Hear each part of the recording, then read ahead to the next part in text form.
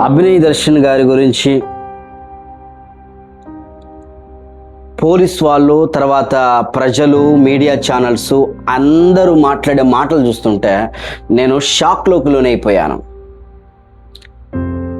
అనేక మంది అతనికి సపోర్ట్గా నిలబడ్డారు, కానీ ఇప్పుడు షాక్గా మారిపోయి ఎందుకు వ్యతిరేకులుగా మారుతూ ఉన్నారు, కారణం ఏంటి?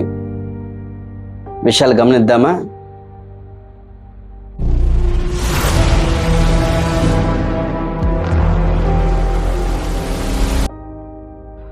Praise the lord. యేసుక్రీస్తు శ్రేష్టమైన నామముపేట మీ అందరికీ నా హృదయపూర్వక వందనాలు. ఒకని ఎదుట సరైన మార్గము కనబడను, అది తుదకు మరణానికి దారితీనని దేవుని వాక్యం సెలవిస్తుంది. ఈ సమయమున అభినయ్ దర్శన్ గారు వీడియో బయటకు వచ్చింది. అతనికి గాయాలైనాయని, ఎవరో తెలియని వ్యక్తులు అతన్ని పొడి చేశారని, కోమాలోకి వెళ్తూ వచ్చారని అనేక మంది మాట్లాడుతూ వచ్చారు. అనేక మంది సపోర్ట్గా నిలబడ్డారు. నేను కూడా సపోర్ట్గా నిలబడుతూ వచ్చాను. మొట్టమొదటిగా రెండవది, ఎవరు చేశారు, ఎందుకు చేశారు అన్న మాట్లాడినప్పుడు అభినయ్ దర్శన్ గారే ఇదిగో 20 సంవత్సరాల యవ్వనస్తులు ఇలా నా మీద అటెంప్ట్ చేశారని చెప్పడం జరుగుతూ వచ్చింది. దాని గురించి కూడా అనేక మంది మాట్లాడారు. నేను కూడా మాట్లాడుతూ వచ్చా. అయితే సడన్గా మరుసటి రోజున ఒక భయంకరమైన పరిస్థితిని వినడం జరుగుతూ వచ్చింది. అదంతా డ్రామా, అదంతా ఫేక్, తానే చేయించుకోవడం జరుగుతూ వచ్చింది అని ఒకసారిగా టీవీ ఛానల్స్ వారు, తర్వాత అనేక మంది మాట్లాడుతూ చివరికి పోలీసులే రంగంలోకి, ఎస్పీ గారే మాట్లాడేసరికి ఆశ్చర్యం వేసింది. అంటే ఇక్కడ ఏమైనా కుట్ర కోణం ఉందా, ఏం జరిగింది అనేది కూడా ఆలోచిస్తూ ఉన్న పరిస్థితులు కనబడుతున్నాయి. ఏంటి డ్రామా, ఎందుకు తనంతట తాను చేసుకున్నాడు, పోలీసులు చెబుతున్న సాక్ష్యం ఏంటి, కారణం ఏంటి? ఏదో కొన్ని ఆడియో రికార్డ్స్ వచ్చాయి. ఆ ఆడియో రికార్డ్స్లో అక్కడ నిలబడండి, అక్కడ మనం ప్లాన్ చేద్దాం, రసవత్తరంగా ఉంటుంది, అక్కడే అభినయ్ని కొట్టినట్లు చేద్దాం అన్నట్టుగా మాట్లాడినట్టు కాల్ రికార్డ్స్ వచ్చాయి. సరే, ఆ కాల్ రికార్డులు చూసినప్పుడు ఎవరో మాట్లాడారు, అభినయ్ గారు మాట్లాడలా. హాస్పిటల్లో అడ్మిట్ అయ్యాడు. ఆ తర్వాత హాస్పిటల్లో అడ్మిట్ తర్వాత చాలామంది దేవుని సేవకులు వెళ్ళడం, పరామర్శించడం, పెద్దోళ్ళు పరామర్శించడం జరుగుతూ వచ్చింది. నమ్మారు సేవకులు. ఎవరికన్నా బాధ జరిగితే, ఇబ్బంది జరిగితే, ఇంత ఘోరమైన పరిస్థితి వచ్చి కారు అద్దాలు పగలగొట్టి రక్తం గారుతున్నట్టుగా కోమాలకు పోయినట్లుగా కనబడితే ఎవరికి నమ్మకం రాదు? అందరూ నమ్ముతూ వచ్చారు. అతన్ని పరామర్శించారు. బాగానే జరుగుతూ ఉంది. చివరికి పోలీస్ వాళ్ళు తేల్చిన విషయాలు, వాళ్ళ భార్యను అతన్ని హాస్పిటల్లో ఉండగానే వారు పట్టుకున్నారు. ఎంబటే ఇక్కడ గాయమై అయినదని తెలిసినప్పుడు తన లేచి నిలబడ్డాడు, మాట్లాడుతున్నాడు. కొన్ని అంశాలు కూడా ఇక్కడ పరిగణనలోకి తీసుకోవాలేమో. కొన్ని నమ్మాల్సి వస్తుంది, కొన్ని నమ్మలేని పరిస్థితులు కనబడతా ఉన్నాయి. ఎందుకు ఇలాంటి డ్రామాలు చేయాల్సి వచ్చింది, కారణం ఏంటి? ఈరోజు క్రైస్తవ్యం ఎవరన్నా సేవకులు ఇంకా నమ్ముతారా? ఎవరైనా ఆ బయట వాళ్ళు నమ్ముతారా? ఒక్కరి వలన ఇంత ఘోరమైన పరిస్థితి జరిగిందే అన్నట్టుగా మాట్లాడుకుంటున్నారండి. ఏమిటి ఈ దారుణం? అవసరం ఏముంది అసలు? యథార్థంగా బతుకుతే మేలు కదా. దేవుడు అన్నాడు, నీ స్థితి మొదట కొద్దిగా ఉన్నా తుదకు నీవు మహాభివృద్ధి పొందిదవు అని చెబుతూ వచ్చాడు. ఎప్పుడు మహాభివృద్ధి వస్తుంది? కారణం ఏమిటి? యథార్థంగా ఉన్నప్పుడే కదా. మనం యథార్థంగా లేకపోతే అభివృద్ధి రాదు. మనం సొంతంగా ఏదో ప్లాన్ చేసుకుంటే రాదు, ప్రయత్నిస్తే రాదు.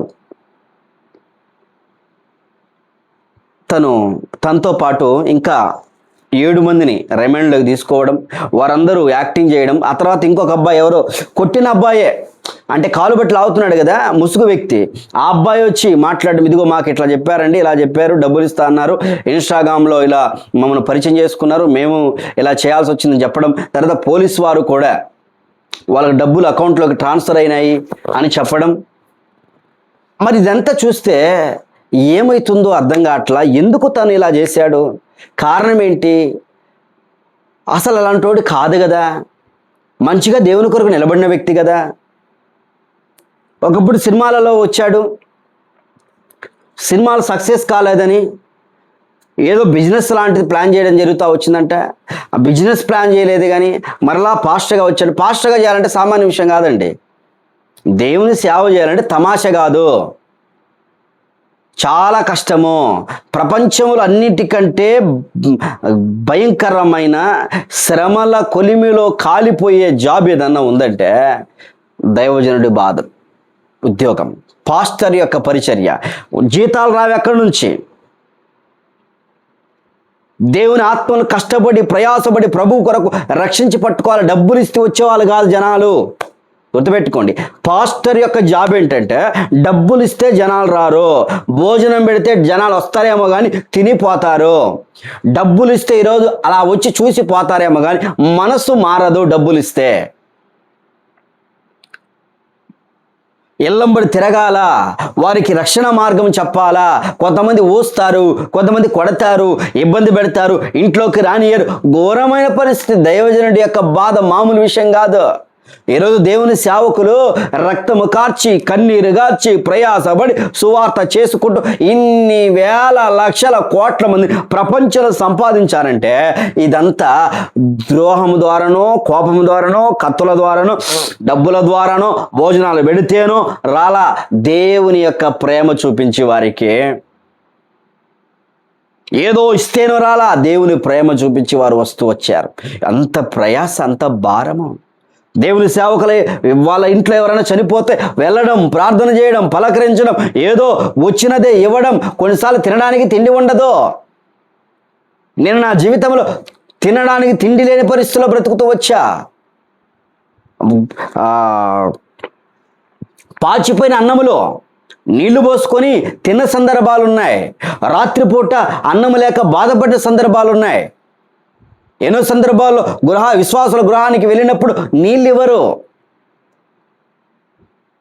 కానీ వాళ్ళను పరామర్శించి ప్రార్థన చేసి దేవుడు సహాయం చేస్తాడమ్మా అని చెప్పి వారి మేలును చూసి వచ్చే పరిస్థితులే.